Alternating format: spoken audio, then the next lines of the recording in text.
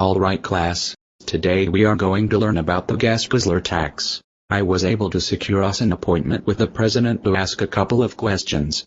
But first let me give you some background information on the gas guzzler tax.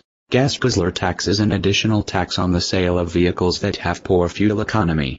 The Energy Tax Act of 1978 established the gas guzzler tax and was designed to encourage the production and use more fuel-efficient vehicles. The gas guzzler tax is administered to passenger cars. A vehicle is subject to a tax if it gets less than a certain number of miles per gallon. This is one of many reasons why you no longer see car manufacturers producing 1970s-style gas guzzling, oil-burning vehicles. The tax is posted on the window stickers of new cars. To sum things up, lower the fuel economy, the higher the tax. This is how much tax you would be paying on a gas guzzling vehicle. Now let's try and call the president and him a couple of questions. Yes ma'am, can I speak to President Ron Paul please? Hello Mr. President, I am Professor Sexton at North Carolina State University. I teach an agricultural and resource economics class. Our class has a couple of questions for you.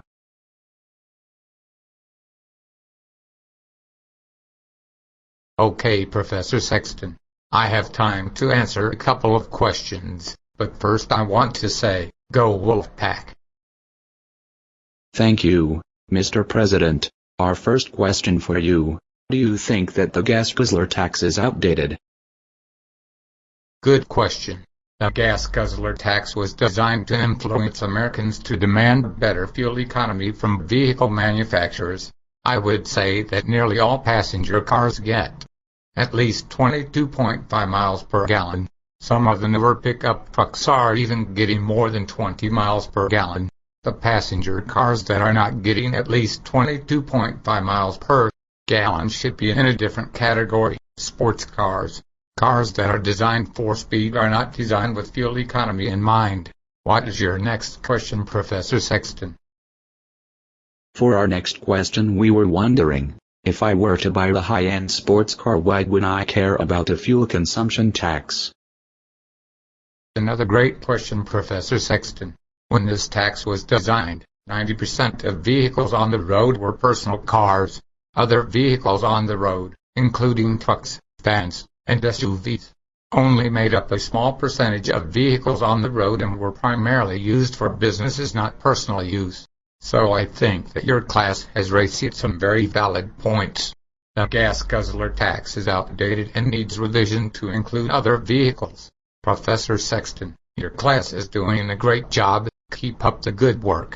Have a great day.